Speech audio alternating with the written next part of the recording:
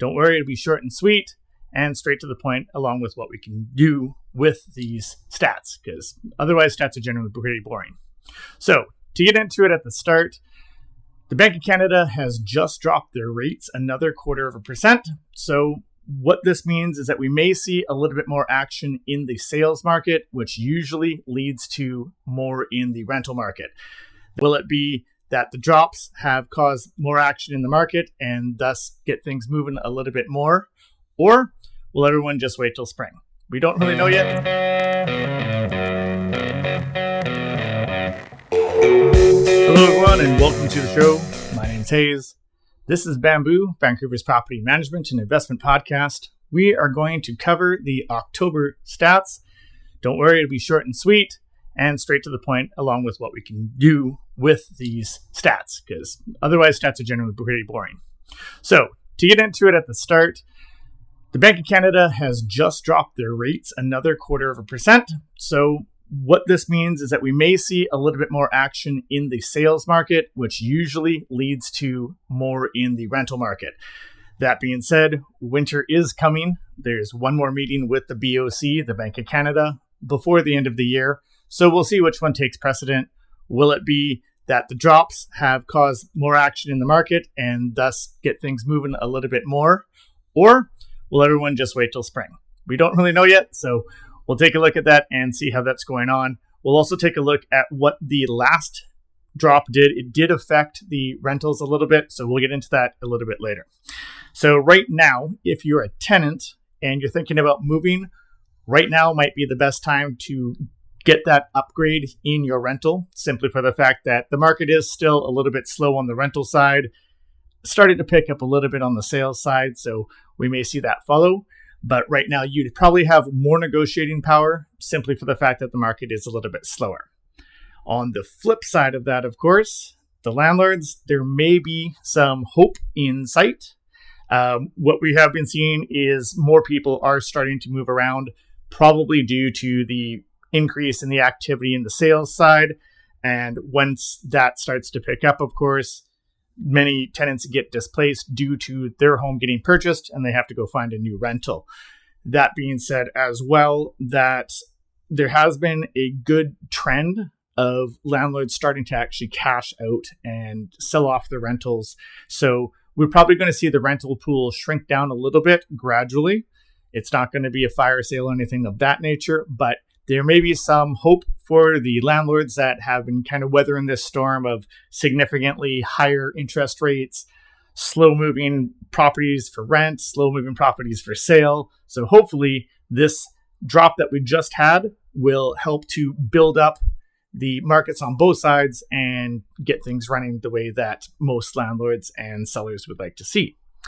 So with that, let's take a look at the stats that just came out for October. We did see a bit of a recovery. Now, will this maintain? Who knows?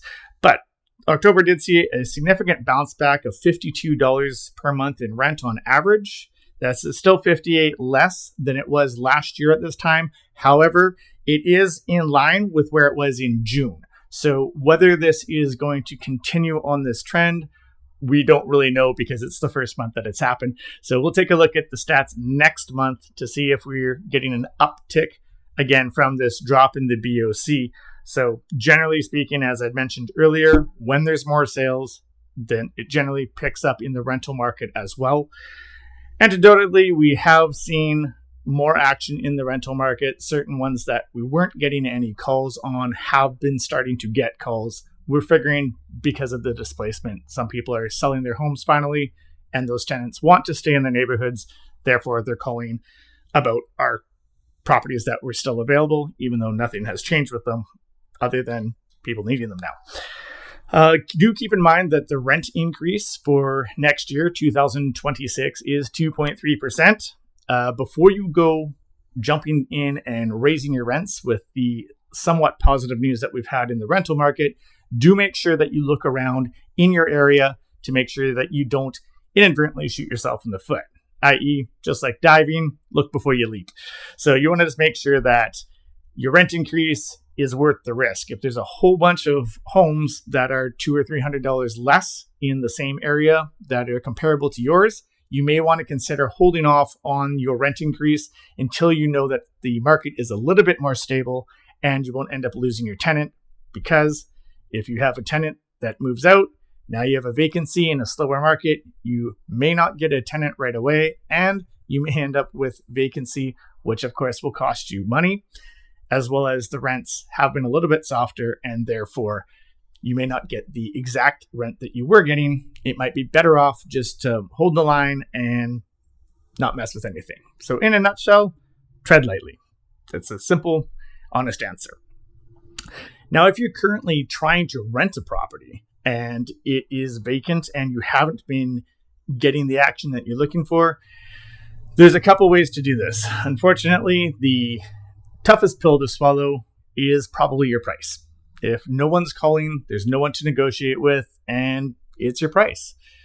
There are 4 major concepts in real estate, of course. It's your product, i.e. what you're trying to rent or sell, your price, how much you're asking for, your location, as well as time. So your product is obviously, you can update it if you'd like. Your price is the easiest one to change since it's simply numbers.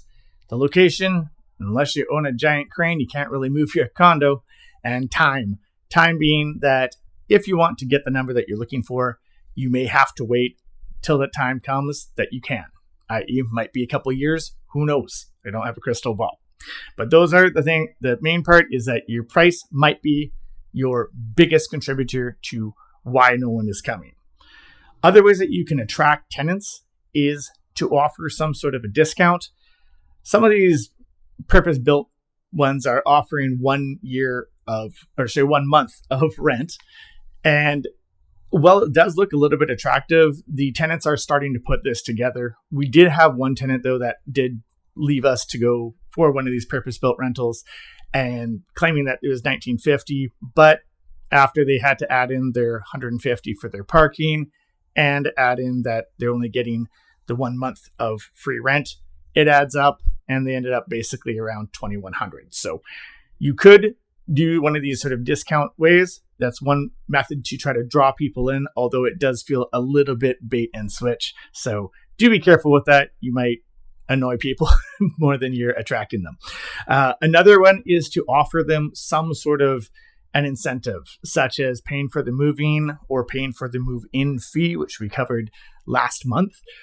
Another way that you could is offer something such as free Wi-Fi for a year. We will be talking about utilities in a bit, but the reason why you may want to consider doing Wi-Fi for the year is one, that you have contracts usually with the local telco companies, and so that you will know how much you are paying and can work your numbers correctly without it having to fluctuate, such as in the winter, electricity goes up and so on and so forth. So one way to attract more tenants is to offer free moving or the free move-in or free Wi-Fi or any combination of these or anything else that you can come up with. Maybe there's a great restaurant down the street. You can offer them, dinner, free beer, something of this nature. But basically you just want something that will cease, not ongoing, because otherwise you may end up with a problem down the road. Which leads actually to the question that we got written in. It was from Taryn. She asked, they've been having troubles getting their place rented. Should they include utilities? Absolutely not. It does sound attractive to include the utilities. However, you can lead to major problems.